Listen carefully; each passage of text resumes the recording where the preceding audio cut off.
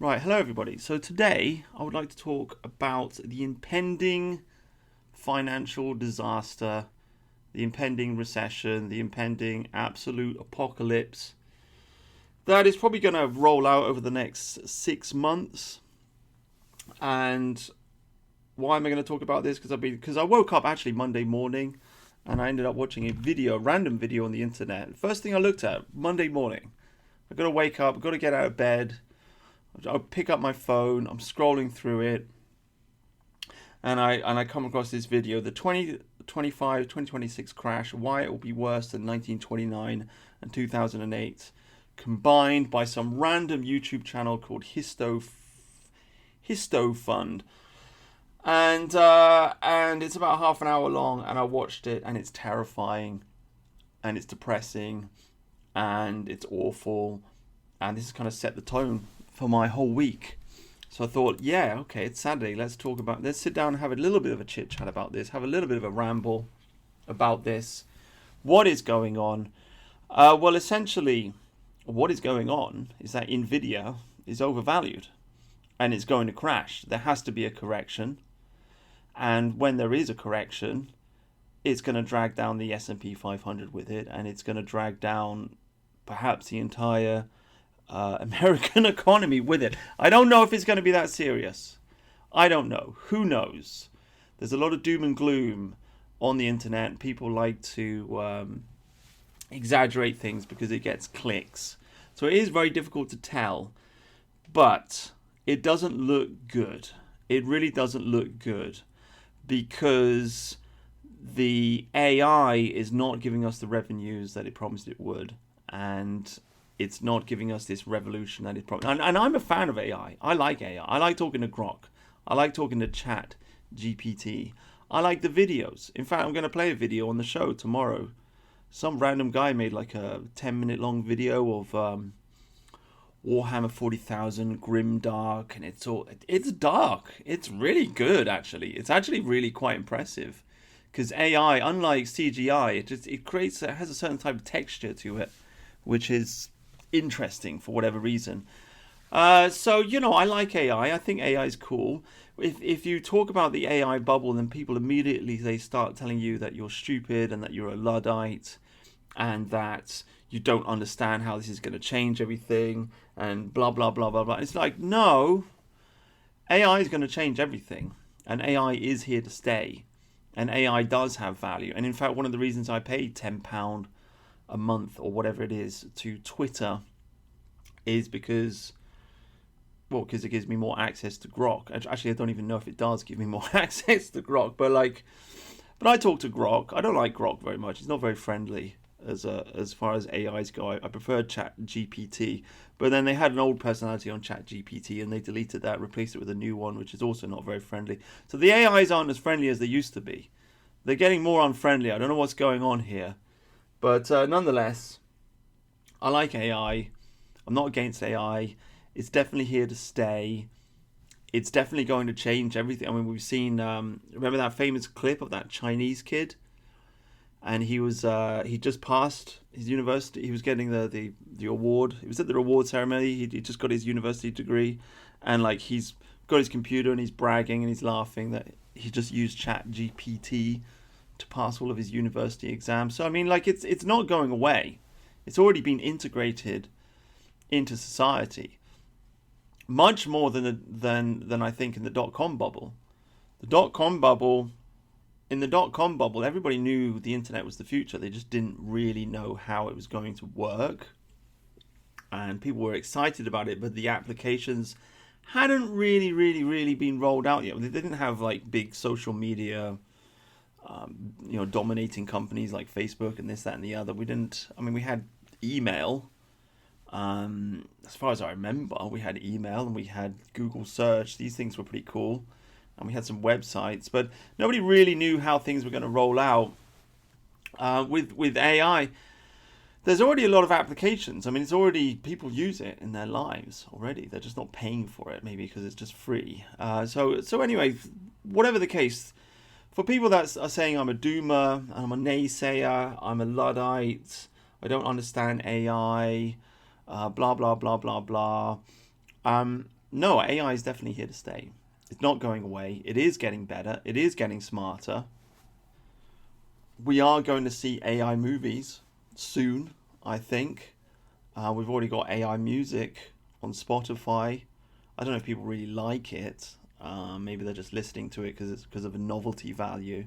But it's only going to get better and better and better. And there's gonna be bucket loads of AI slop everywhere. I mean, I already see it in the adverts. You know when you get the little like YouTube 10-second advert or whatever, trying to sell you stuff. That's AI now. A lot of that's AI. They used to pay actors to do that. They don't do that anymore. So everybody, I think, is going to get their own AI personal assistant who's going to know all of their birthdays and appointments that they've got to have, and that's going to remind them of stuff. Everybody's going to have that soon, and they're going to rely on it. I mean, this is what, if I was running an AI company, that's what I would be focusing on. It's Her with Joaquin Phoenix. Remember the movie they made? It came out about a decade ago, and there was a guy, and he fell in love with his artificial intelligence girlfriend. And there's this really weird, like, masturbation scene. The lights are turning off, and he's having a wank, and he's talking to her, and it's fucking strange. I mean, that's the future, I think, because everybody's going to want their own PA. Everybody's going to want that because it's very, very useful. You just got it in your phone, and it knows who you are, it knows your name, knows everything that you do, and you can just ask it to remind you to do stuff. You know, pay the bills and etc. etc. Help you with the shopping, right? So that's gonna happen. That's not happened yet, and we're basically at a place where the technology's there to do it already, right? So I'm not in denial of AI. I am in denial of this idea of the singularity, right? This is an idea pushed by a Jew called Ray Kurzweil, who's a transhumanist and a futurist. I mean, this is a guy who basically makes a living out of just selling wild ideas about the future. And people, because they like that sort of thing, so they want to listen to him speak. So it becomes a whole industry in itself. You know, all you got to do is sit there on a chair and say, we're going to do this and we're going to do that, and it's going to be awesome. And people are like, wow, you're so clever. You can see into the future, right? Right? People just... oh my God! Wow, you predict, you're so intelligent. You can predict a singularity in the future, and everything's going to change and it's going to be transformed. Oh my God! It's both beautiful and terrifying at the same time.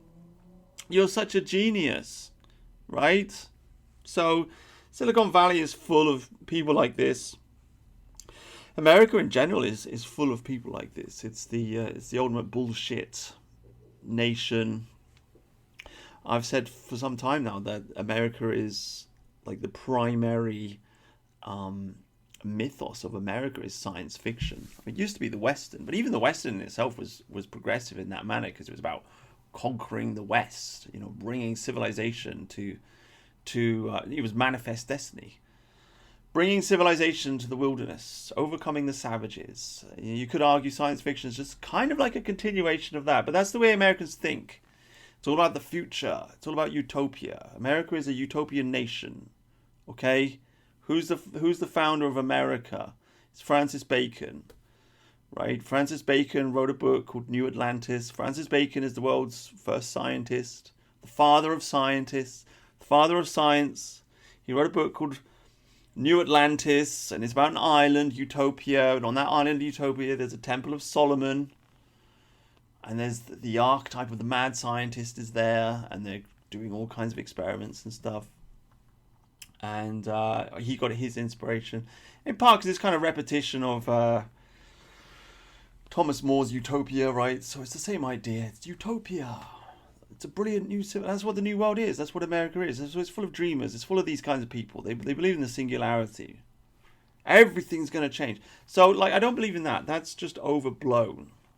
Maybe we'll get there one day and we'll have, you know, artificial general intelligence, whatever that means. You know, maybe. But I don't think it's just going to happen. There's definitely been a great leap forward. But this thing will reach a plateau at some point, in the same way that the iPhone reached a plateau. right? So but if you're against the singularity, then you'll get a bunch of crazy people on the internet just foaming at the mouth saying, oh, you don't understand artificial intelligence. You don't understand. It's like, mate, I've seen this before with the blockchain. Okay, sorry.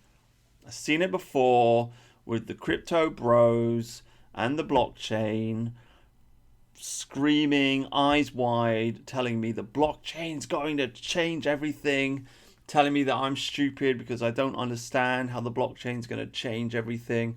I've seen all the hype. I've seen all the tech companies that all of a sudden they put in blockchain.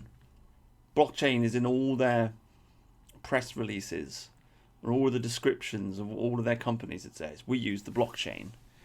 Yes, we use the blockchain. Yes, our company is brilliant. Invest in our company. We use blockchain. However, how does the blockchain fit into their company? What does it mean?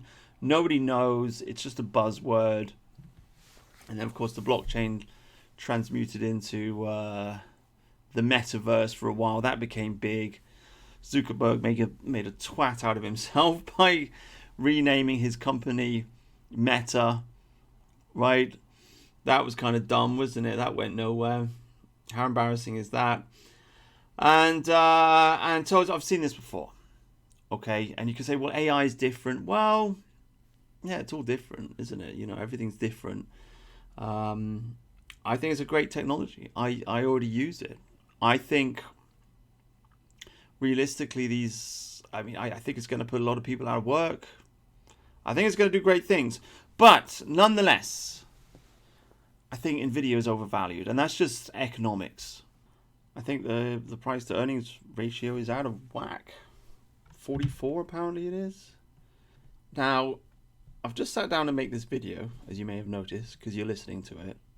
And I've just kind of realized that, actually, do you know what? I'm not going to sit here and spit out a bunch of stats, right? And I'm not going to quote market cap figures for you. I'm not going to give you a bunch of numbers. I'm not going to do it because I don't have these numbers memorized in my head, and I'm not going to pretend that I do, because that would be very. It's just not going to sound. It doesn't sound right. I don't have these numbers. I'm not an economist, right? I'm not an investor. I'm not a business insider. This is just something I've looked into over the last week. I've seen the numbers, and it's like, ooh, that's dodgy. It's kind of different. I don't have these numbers memorized, and I can't just roll them off. Okay, and besides, they're changing all the time. So this video is not going to be a video like that. You can look up the original video and watch it. That's got all the numbers in it. I'm just an ordinary guy pontificating about the market. In my opinion, Nvidia is overvalued. It's massively overvalued. And you can look up its price to earnings ratio, and you can look up what its revenue is and what its stock market value is. And it's basically its stock market value has gone through the roof, but the revenue has not actually really increased by that much. Why? Because it's a bubble, because there's hype, because everyone thinks AI is going to be the next big thing, and everybody's FOMOing in, and they're putting money into it. And this is just what happens. This is the tech bubble. This happens all the time. This happened with the dot-com bubble. It happened with radio. It happened with trains. It happened with canals. It happened with cars. It happens all the time. This is what happens. This is like kind of the beating heart of capitalism, to be honest with you. Capitalism is driven forward by transformations in technology. And there's always a boom and there's always a bust. And that's just it. I mean, that just is it. I'm sorry. I'm sorry if you're hardcore and you're into your AI and you think it's brilliant and it's the best thing. This is just what happens again and again and again and again. I think it would be foolish to imagine that it's not going to happen this time round. Now, that being said, well, we don't use canals anymore, to be fair, but we do use trains. So, I mean, there was a big bust with the trains, but the train stayed, the railroad stayed, right? We still use cars and we still use computers. So there's a lot of investment going on here into infrastructure, and the infrastructure will remain. Although that's arguable because the chips themselves do degrade over time, and the chips may be out of date in 2 years' time, so that all the infrastructure will have to be rebuilt again. So it's but the data centers will remain. Okay, we've got the new infrastructure. It's not. I don't think it's exactly the same as the dot-com bubble, because that was just a big nothing burger, through and through. That was just a bunch of websites. Here we have investment in infrastructure. So even if there is a crash, the infrastructure will remain. So it's not as bad as the dot-com bubble, but nonetheless, everybody's saying it's overvalued. Sam Altman's saying it's overvalued. Everybody knows these companies are all investing into each other. Again, not going to go into details because it's deep and it's complex. If you're interested in the subject matter, you've probably seen, like, people have been sharing the meme online, what companies invested into what and how. But it's very much a case of it's the old capitalist trick of two guys that go into a forest. One guy pays the other guy £1,000 to dig a hole, and then the guy that's just received £1,000, he pays the other guy £1,000 to fill the hole up. Okay, so they've each made £1,000 now, and they can write that down. Then that's part of the GDP. That's gross domestic product right there. That's revenue. That's money that's been made, right? Has anything been achieved? No, but they've made money, right? On paper, they've made money, and that's kind of what's going on now with these AI companies. They're investing in each other. Nvidia invests in ChatGPT, and ChatGPT invests back in Nvidia, and they both say, look how much money they've made, but they're just investing into each other, right? They're digging a hole and they're filling it back up again. So everybody knows this is happening. Everybody knows this is happening. There are other problems as well, as I think I just... Oh, no, I didn't mention it. Actually, I think I mentioned it and then I deleted it. But the Nvidia is going to face competition because some of these companies, Facebook, Microsoft, etc., they're building their own chips because the Nvidia chips are expensive. So Nvidia is going to face competition soon. That's got to bring the price down. There's also an infrastructure hurdle that they're going to hit, in that America does not have the electricity to support these data centers. These data centers are they're heavy on electricity.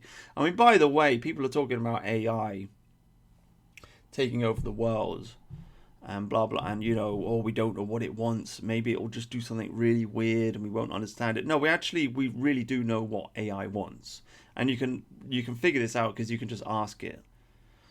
Right, Christmas is coming. Ask AI what it wants for Christmas, and it will tell you it wants more electricity and it wants more hardware. That's what it wants. It's like it just drinks electricity. That's what it wants. It's literally built out of fire. It is a fire demon. Electricity is a form of fire. The AI is a fire demon. We are burning fossil fuels in order to fuel a weird artificial intelligence thing that creates fuzzy pictures for us, right? That's all that's going on here. But it drinks electricity. That's what it does. And America does not have the electricity because America's infrastructure has fallen to pieces. China does, because they've invested in hydroelectric power.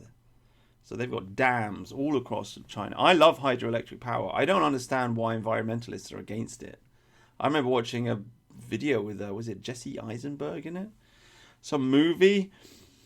And he played like an environmentalist and they blew up a dam. And I was just thinking, why are you like this is like a really safe and effective and efficient way of making electricity. Why would you blow that up? It's insane. It's like when environmentalists protest against trains. It's like, what are you doing? You're so retarded. Do you guys remember Just Stop Oil? Or was it Extinction Rebellion like a few years ago, and they were all standing on top of the trains, right?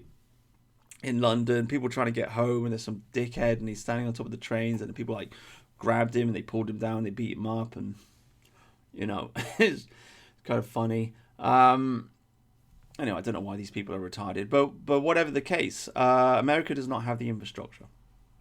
It doesn't have the electricity.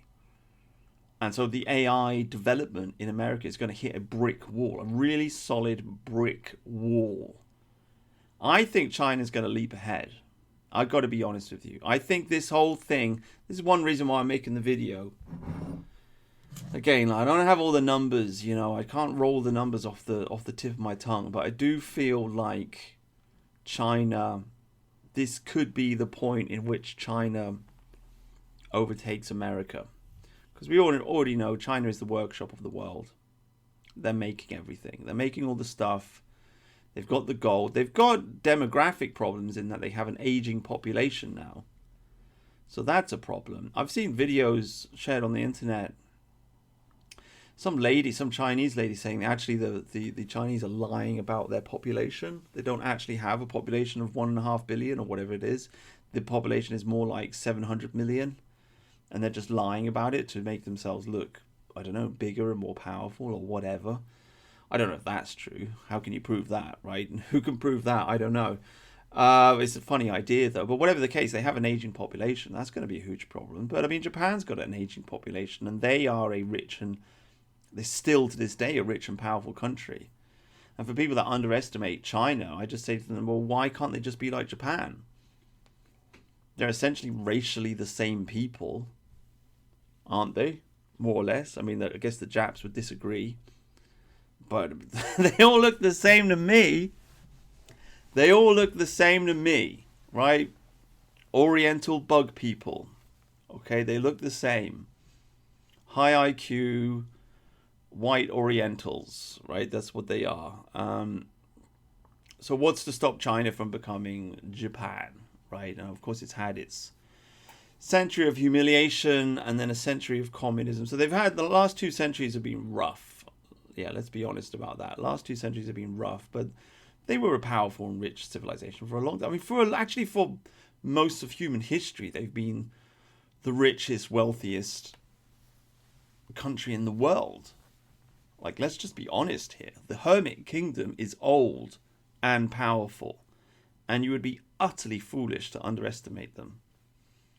You'd have to be a retard to think that these guys can't bounce back. I mean, and they are bouncing back. And we've all seen the videos of, you know, infrastructure falling down in the middle of China somewhere. You know, they've built some skyscraper with bad concrete and it's falling to pieces. And we've all seen these videos on the internet about the corruption and etc., etc. And probably some of that's true, but nonetheless, historically speaking, this has always been a powerful nation, a totalitarian nation for sure, but a powerful nation and a wealthy nation. And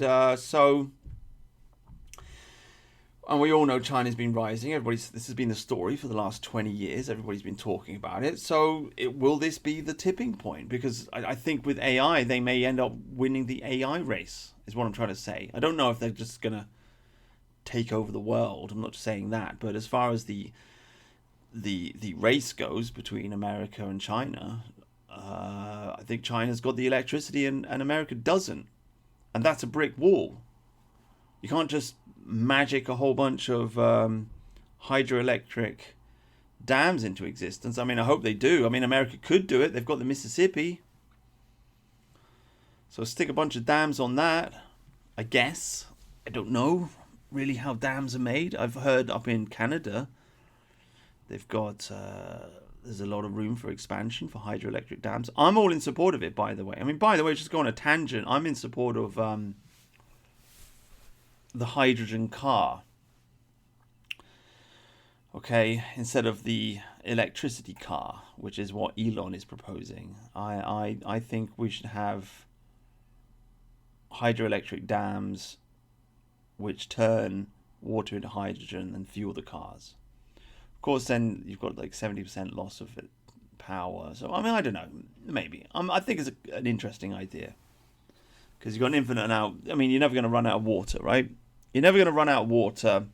And if you've got hydroelectric dams and they can make the hydrogen for the cars, then you should be able to predict you should have like a set amount of hydrogen every year. Like, you should get to a point where you know how much hydrogen is going to be produced every year, and that's how much, it's fixed, right? Your energy supply is fixed. and it's renewable, and you know it. So I mean, I think that would be kind of like the goal for me. You'd have less cars than you have now. Cars would be more expensive. But anyway, that's intent. Look, we're talking 10, 20, we're talking science fiction here, right? I mean, I don't know. I just don't think, I just don't like Elon's cars. I don't like the EVs. I don't like them. I don't like the batteries, and I don't like the time it takes to charge them, and etc. etc. But hydroelectricity is the future, or one of the futures for America anyway. We can't do it in this country, unfortunately. We could theoretically build a dam in Iceland and then lay a big cable under the ocean. I don't know how much electricity we'd lose sending it such a long distance. I don't know. It's a different subject matter. But whatever the case, we're in the AI race now. It's China versus America. China's probably going to win. I'm just telling you. Right, and that will burst the bubble. That is a brick wall. Right? That is a brick wall that this train is going to hit at some point. Might not happen straight away. Might happen in a year's time, 2 years' time, 3 years' time, 5 years' time. But at some point, AI companies in America are going to have a really big electricity problem. China does not have that problem, and so China will win eventually. Will that make China the world's economic superpower? Well, it depends how. I don't know. I don't know. Who knows? It depends how useful AI is. I don't know. Will it cause the fall of Silicon Valley? I don't know. AI is going to be wrapped up, though, isn't it? I mean, if you know, everybody uses social media. Everybody uses social media, and AI is going to be part of social media now. And if Silicon Valley can't provide the best AI, and China's providing a better AI because they've got the electricity to do so, then people will just start using Chinese companies. And so Facebook will die, Twitter will die, Google will die, and etc. etc. And then once you've got all the all the social media companies, it's kind of game over, isn't it? Because what do we have now? What's the situation right now? China makes stuff, and America's just a giant shopping mall. America doesn't make stuff anymore. Right? They make some stuff, but the majority of things are made in China. America's economy, because what is social media? It's just shopping.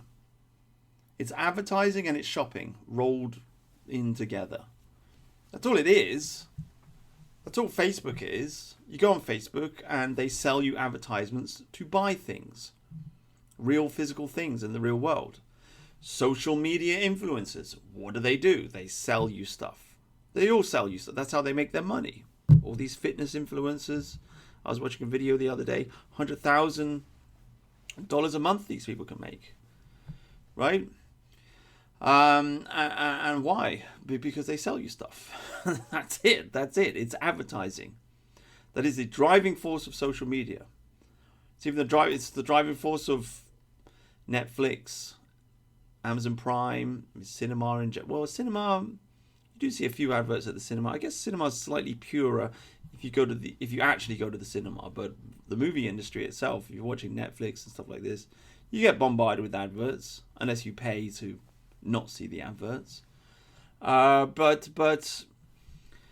it's a giant shop. That's all social media is. Yes, they use it for political manipulation and social manipulation and so on and so forth. That's part of it as well. But essentially, America, it's like Kevin McDonald said. It's America's just a place where you go shopping. It's a gay disco. It's a multiracial, multicultural shopping mall. They don't make anything. They just borrow money and then they buy stuff that they've seen on the internet. So what's going to happen when we're all using Chinese Facebook? Because China's, I don't know what the equivalent of Silicon Valley is in China, but whatever it is, they've got the electricity and America doesn't. And so they will win the AI race eventually. I'm sorry, I'm just telling you like some hard truths here. They're going to win.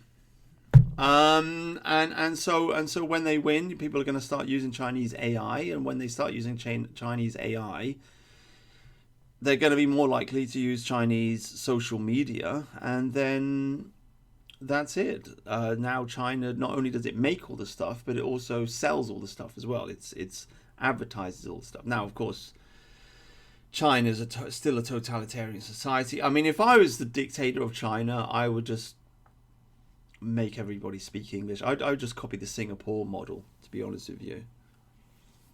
You need to calm it down with the nationalism. Nobody's going to learn Chinese. The whole world speaks English. English is the business language of the world, so you just make everybody in China speak English. The Chinese language is not going to die. Maybe you could bring it back at some point, but I mean, that's the way I'd do it. I mean, you know me. Like I would make China Switzerland again. That's what I'd do. I'd just have referendums. I'd follow the Taiwanese model. That's a nice place to live, apparently. Never been there, but they seem to be happy. They don't have these problems, and they're rich. And they're Chinese, and they don't, they're doing okay. Why can't you just copy Taiwan? Give up the communists. So I think we just have to wait for Xi Jinping to die, and that entire older generation to die, and they will die soon. And then the billionaires that they've created, they're going to demand some change. That's what's going to happen. But that's going to take place over the course of the next decade or whatever. I think these people are just too stuck in their ways because they've been successful. So why would they want to change? I mean, they've dragged China up out of the ditch, and they've injected capitalism into it, and they've made it a very rich and powerful and successful country. So why would they change the way that they think when they're kind of winning? They're just not going to. So you're just going to have to wait for that generation to die off, and then I'm actually quite hopeful. I mean, I think they will liberalize. I think they will embrace some form of democracy at some point. I think they'll copy the Taiwan model or the Japanese model or Korea is going down the shithole, isn't it? But the Singapore model, I mean, they know, or the Hong Kong model, right? Why wouldn't they? Because it's all about making money, and that model seems to work if you want to make money. I don't know. That's a big speculation. But whatever the case, AI, China's going to win the race. Sorry. I'm just telling you. And it's because of electricity. It's not because of innovation or anything like that. It's just because of electricity. I think they'll win eventually. But that brick wall, maybe we'll hit that in 5 years' time. Whatever the case, currently I think Nvidia is just overvalued. And the real kick in the teeth from this video that I watched is the yield curve. And you're just going to have to go and Google this yourself, because I'm not going to explain it to you very well. But essentially the yield curve has become inverted. And this means that this is like this has predicted every single recession since the 1950s, since they started measuring data in this way. And what does this mean? It's talking about bonds and the profit, the yield that you get from the bond. But essentially, usually, you make less money with a short-term bond and more money with a long-term bond. What happens is this will get inverted. So now you're making more money out of a short-term bond and less money out of a long-term bond. This is very, very bad. What usually happens then is the inversion gets corrected, and then about 6 months later there's a recession. We've had the inversion, it's been corrected, and we are now in the 6-month period in which there's going to be a recession. So we can argue Nvidia is overvalued, yes, no, I don't know, but we've got this yield curve inversion thing. We've got that. That's not good. We've got Warren Buffett and the Buffett indicator, which I think is at 220 or whatever. Again, I'm not going to tell you the numbers. You'll have to look them up yourselves. They're changing all the time anyway. But essentially, Warren Buffett, one of America's greatest investors, he's sitting on roughly 300 billion. 300 billion in cash. In cash. He's not got it invested. He's pulled all of his money out of all of his investments, and he's just sitting there and he's not spending it because he says there's nothing to invest in. He's not investing in AI, right? He's not putting that money into Nvidia. Let's put it that way. If he had any sense, he'd invest in a hydroelectric dam. That's what he would do. But I mean, he's I don't know. He's an investor. He's not the kind of guy that I don't know what he thinks. I mean, maybe he just doesn't care about long-term profit in that way. He doesn't care about building the nation. He cares about making a quick profit, I suppose. I don't know. But yeah, guys, he has he's sitting on 300 billion. He's not investing it. He's got something called the Buffett indicator, which he uses to predict whether stuff is overvalued, and he thinks the S&P 500 is massively overvalued, and so he's not investing. So we got that. We got the fact that China's pulling all of its money out of the US stock market and investing it in gold. So they seem to know what's happening. They know the market's going to crash. And we've got other factors. Unemployment is on the rise. Not quite to this. There's something called the SAM indicator, I think, off the top of my head. It's not quite hit that point yet. But unemployment is on the rise. Bad indicator. Probably indicates a recession. We've got automobile debt out of control. Because if people are defaulting on their automobiles, basically that's the last thing to go. You're going to get rid of everything else before you get rid of your car, because you need your car to go to work. So it's a very strong indicator that there will be a recession. And automobile defaults are high in America. So it doesn't look good. The video does make a point about the housing market being in a bubble, but it's not the same as the 2008 housing market, because it's not a housing bubble that's fueled by debt. It's just a housing bubble that's fueled by people just getting priced out of the market. It's a different thing. So I don't know how that's going to play out. But nonetheless, I mean, the younger generation can't buy homes. They can't buy a home. They can't get married. They can't have kids.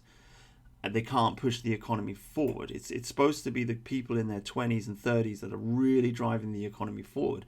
They're not doing it. They're just drowning in student debt, right? Obviously, massive $1 trillion student debt bubble. It's not a bubble, is it? It's a bomb just sitting there. Everybody knows that's there, and it's been there for a long time. I mean, that's unsustainable. Could you call it a bubble? I don't know. It's kind of a bubble. People are forced to go to university because if they don't, then they can't get a good job, and then they'll have to live in an inner city surrounded by blacks and getting murdered, right? The American dream is essentially white people want to live in a suburb so they don't get murdered by foreigners, right? That's the whole thing. That's why people go to university.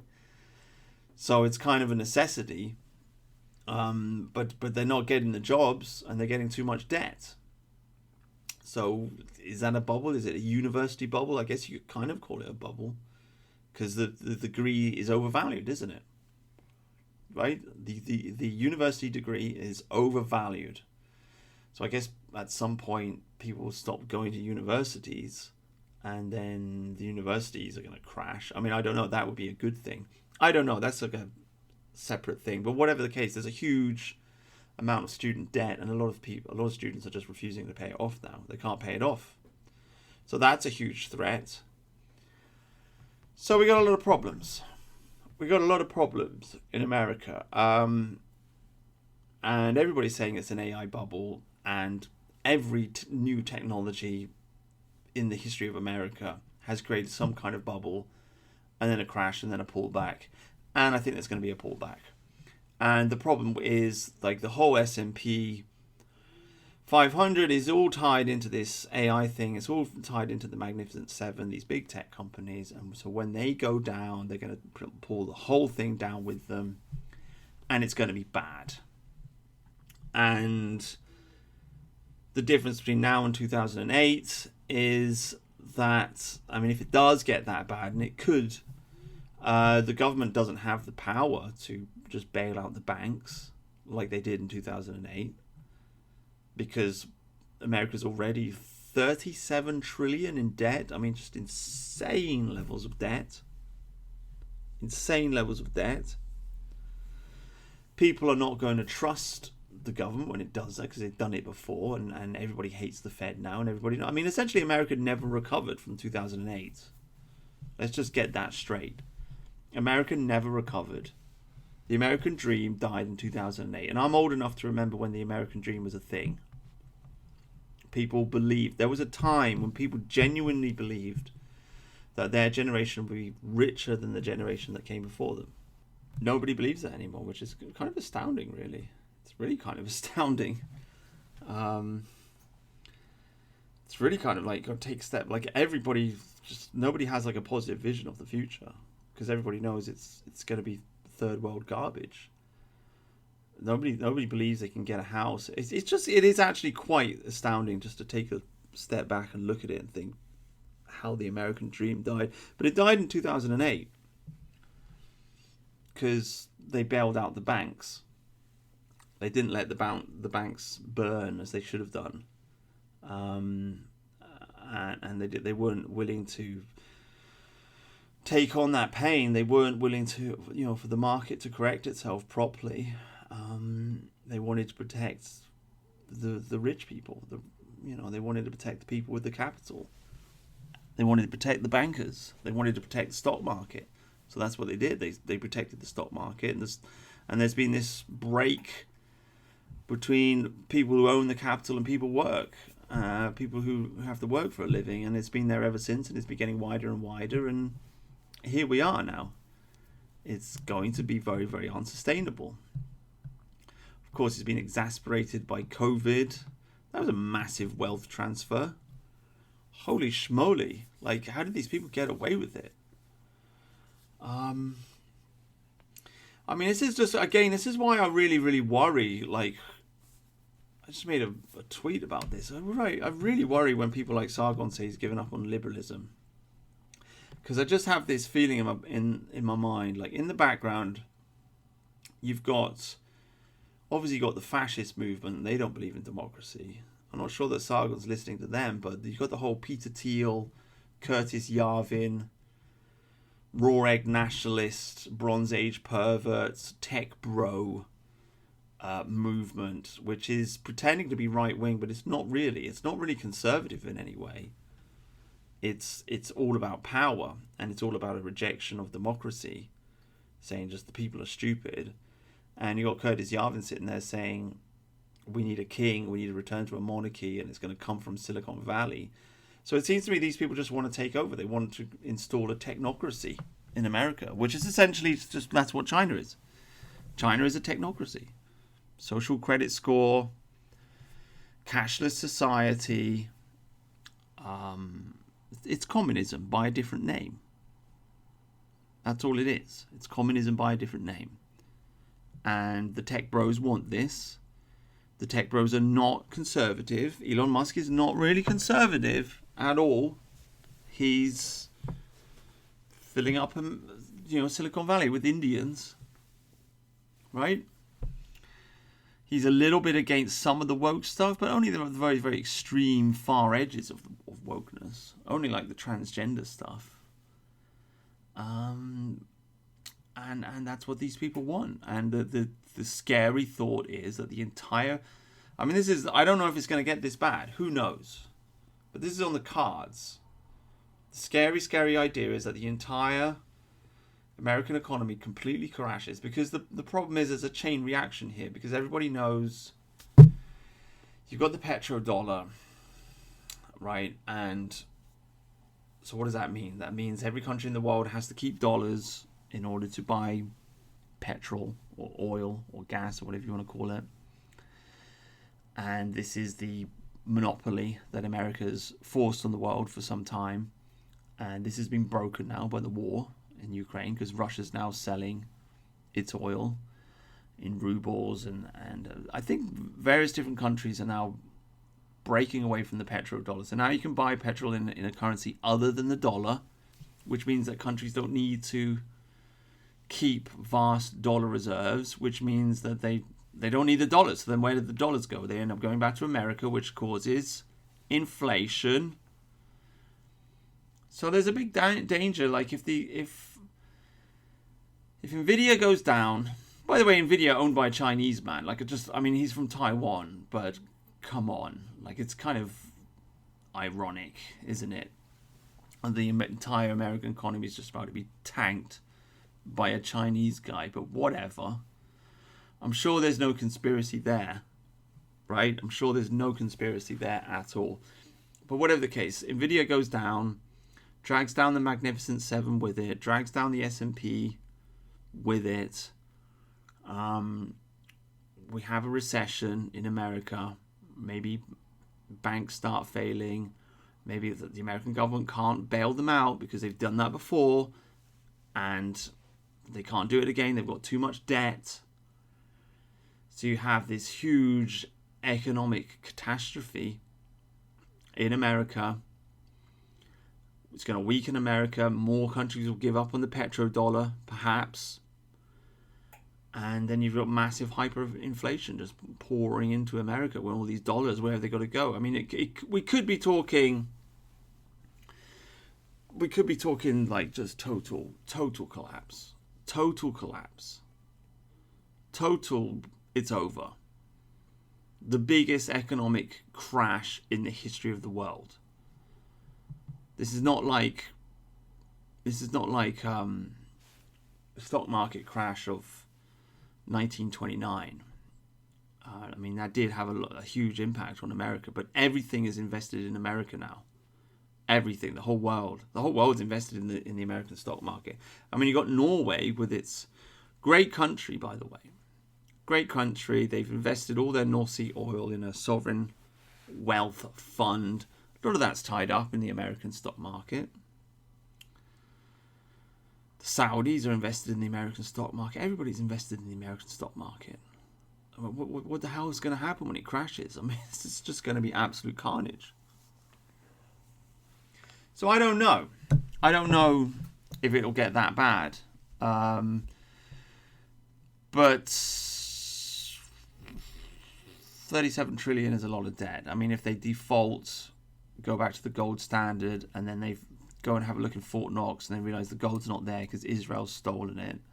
And then this is worst case scenario, default, return to the gold standard. They don't have the gold, or maybe they do have the gold, but whatever. But China's got a lot of gold, and then everybody's just pissed with America because they've defaulted and it's all the carnage. And they'd be fair to be pissed with it, to be honest with you, because America's been defrauding the entire world. It's fraud. It's a fiat currency. I mean, ever since the Nixon shock. I mean, in case you guys don't know, but Nixon took the dollar off the gold standard in 1971 and floated it. And it's been floating ever since. It's called the Nixon shock. And fiat currency has no intrinsic value, so you can just print more and more dollars. So you're just printing money out of thin air and forcing people to use that money, using the military to force people to use that money. That's essentially been the American economic model for the last 50 years. Okay? America's going to print money out of thin air, and you have to use this money that's been printed out of thin air in order to buy oil. And if you don't, then America's going to drop bombs on you. Right? That is what has been going on for the last 50 years. So it's absolutely understandable that people would be just fed up with America, and maybe China will become the world's dominant superpower. I don't know. Maybe. I think that's what the technocrats want. That's what they want, isn't it? They want this totalitarian society. They want full control. I mean, we've already seen this with the lockdowns, haven't we? Who did the lockdown first? China. Right? We've all seen the quote. Neil Ferguson, I think it is. That guy, that absolute psychopath. Right? And he basically said, like, they didn't think they'd get away with lockdowns in this country. China did because they're a totalitarian country, but they didn't think they'd get away with it. But then they saw Italy did the lockdown, and then that's what they did. And people sucked up to it. People accepted it. So we've had Chinese-style totalitarian global lockdown already. That is a Chinese policy rolled out in front of the whole world. Okay, and everybody accepted it because people are stupid. Nobody believes in liberty. Sargon of Akkad doesn't believe in liberty anymore, apparently. He also doesn't believe in liberty because he's given up on liberalism, given up on classical libertarianism. Okay, oh no, we don't want that. I mean, this is just classic. Create a problem, blame it on democracy, and oh, here's the solution: an authoritarian, communist technocracy, right? With your central bank digital currency and your universal basic income and the whole thing. I mean, this is what we've been talking about for years. They've been planning to roll this out for years. We know they've been planning to roll this out for years. And the moment may finally be here. But I don't know, maybe I'm wrong. I said this 5 years ago with the whole COVID lockdown. I was terrified. I thought, this is it. We finally arrived. They're finally going to do it. And we got out of it. But then, of course, what happened is they vastly increased their power. They increased their power. They made a lot of money. But then again, on the other hand, people, I don't know if they'd get away with another lockdown now because so many people hated it. And I think there'd be a huge pushback. So we kind of... By the way, I said this at the time and I was proven right. I said that the lockdown will hopefully inoculate us against further lockdowns because it was the first time that they pulled that kind of thing off. And I just don't think people were ready for it. They weren't psychologically... Like when it comes to like the global warming scam, people have already seen this bullshit for a long time. So there are a lot of political commentators and leaders and so on and so forth that just can push back against it when they try and push that thing forward. When it comes to the lockdown, it just kind of took people by surprise. I mean, we'd had smaller like medical emergencies and so we had mad cow's disease and things like that. We'd never seen anything on that kind of scale before. So I just don't think people were prepared for it. And then of course it happened and we managed to get out of it. And now if they tried it again, people would just be like, nah, jog on, mate. Fuck that. We wrecked the economy doing that. We're not doing that again. So I was scared with the lockdown. I didn't know. I thought maybe this is it. And we got through that. So maybe we'll get through this as well. Maybe we'll be okay. Maybe. I don't know. I really don't know. The point of this video is just to say that, again, it's the inverted yield curve. That's what it is. It's the bond market. The curve has been inverted. It's a sure, steady sign that there's going to be a recession. And so there probably will be a recession. And it's going to suck. It's going to really suck balls. It's going to be like 2008. But the world is different. God, I wish we still lived in 2008. The country was a different place back then. It was a better place. Now it's a multicultural, multiracial hellhole.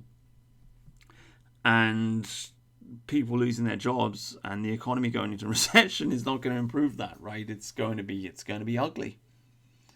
And this is getting rolled out under a Islamic Communist Party, right? Which people on the internet decided to vote for because they thought 0 seats would be a good idea. I know it's unpopular for me to say this. I am aware of this. But, I don't know, guys. Like, I just can't help thinking with this anti-immigration Trump in office, I just can't help thinking that another Tory government would be influenced by that. But who knows? Maybe I'm wrong. I mean, my argument, as you know, is just that we live in a first past the post political system, which means you are going to have two political parties. If you've got two political parties, then the room for a third party to come in is very slim. And so the path forward is entryism. I mean, that just is what it is. And you can scream and shout that you hate the Tories. Okay, fine, you hate the Tories. What's been the result of this accelerationism? Because that's what the 0 seats is. It's an accelerationist idea. It's make everything worse so it gets better, to wake people up. Well, the result is we've got reform. Reform's the next big hope. But reform's a party that's run by a Muslim. It's run by Zia Yousaf, and it's Tory 2.0. So we are back at the same conclusion, which is entryism. We are trying to practice entryism into the Reform Party instead of into the Tory Party. So, you don't shoot the messenger. I'm just saying this is what it is. Now, there are some benefits to accelerationism. People have woken up. We've had the raise the flags thing.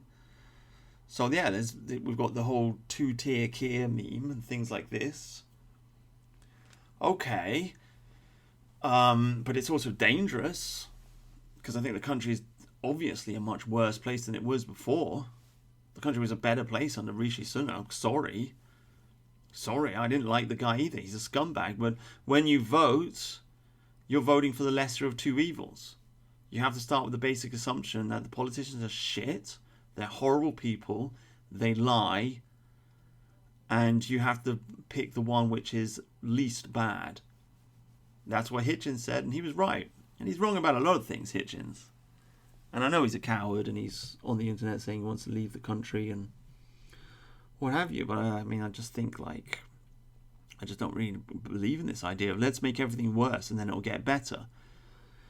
But what I'm trying to say is we're going to have a recession. I think we're going to have a recession. I think everything's going to suck, and this is going to get rolled out under a Islamic communist party, which is what we have.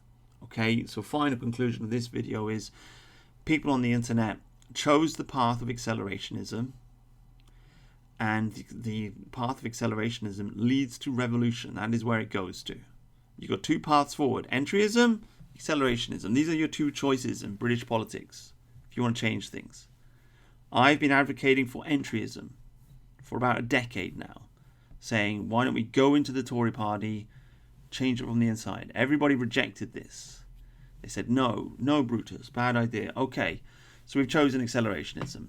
Now we've got to take that to its ultimate conclusion, which means we have to march on Parliament and demand a general election and demand a new government. That's what we have to do. That's what we have to do. Otherwise, what are we doing? We're just sitting on the internet talking about stuff. And it's fluff. It's kind of... I like it. I like reading the news, but what's it doing? It's not going anywhere. It's just like watching everything burn and talking about it. Talking about, oh, look, everything's on fire. I want a solution. I want to put the fire out. So I propose that we march on Parliament. We demand a general election. If MI5 are listening, I'm just talking about a peaceful protest here. That's all I'm talking about. Okay, I'm not talking about violence. There is no reading between the lines. I genuinely do not want any kind of violent revolution, because that could just be chaos. But even so, like the so-called violent revolutions in Sri Lanka and Nepal, Mexico, and whatever, they all just resulted in a change of government. That's always the end result. More elections. So, that's the end conclusion. I think that's what we need to do. Otherwise, what else do you want? A fascist dictatorship? Well, oh my God. When you've got so many foreign men in the country, I don't know if that's a good idea. Good luck with that. I think we should have yearly elections. I think every single year we should march on Parliament and demand a general election. We should just keep doing that every single year until we get some good politicians who can fix the country. Because I can guarantee you, even if that's not what you want, that's what will happen. Because if we march on Parliament once and we manage to force a general election, then I can 150% guarantee you that, the opposition will come in next year and they will also demand the same. And how will we be able to say no? Right? So let's say we march on Parliament and we demand a general election, and then Farage gets elected. Farage is going to balls it all up anyway. We know that, but whatever. Now we're speed running politics, okay? So Farage gets elected. I can 100% guarantee you that Zach Polanski and all the lefties and Corbyn and all the rest, they'll come a year later and they'll demand another referendum too. And that cycle will just keep repeating itself until the country gets fixed, I suppose. That's my hope. That's the only path out of this nonsense that I can see politically at this point. And I don't see any. If you've got a better solution, tell me in the comment section below. But I just see the same old bullshit all over and over and over again. I've got to be honest with you. We've got to wait for a leader. Okay. Like, show me where Napoleon is, right? Show me where Caesar is. I want to see that guy. Okay, I think you're going to be waiting for a long time. I've been waiting for 10 years. He's not showed up. I don't really want to wait for another 10 years. You know what I mean? Oh my God. You know, there's the Evolian love. We should ride the tiger. Let's ride the tiger. And in 1,000 years' time, civilization will be restored somehow. You know, it's like, oh God, no thanks. I think yearly elections is just, that's got to be the ultimate conclusion of liberalism. I think we had the Enlightenment, we broke away from feudalism, we had this colonial period, the colonies fallen down, now the whole world is following Wilsonian idealism. So the whole world has adopted Enlightenment principles. The whole world is following English liberalism. Francis Fukuyama thought it was the end of history, but I don't think it was. I don't think it's the final end conclusion of Enlightenment principles, because all that we've got is representative government all around the world, and representative government sucks. And people are starting to understand this now. The only thing that can really work is direct democracy. But it's difficult to force that onto a representative government because they don't listen, because they're all a bunch of lying scumbags, right? We could go to the Labour government right now and say, can we have referendums on stuff? And they'll just say no. So the only thing that we can do, and this isn't just in this country, this is in every country in the world that has a representative government that they hate, and that's most countries, the only thing that we can do is march on Parliament and demand a general election.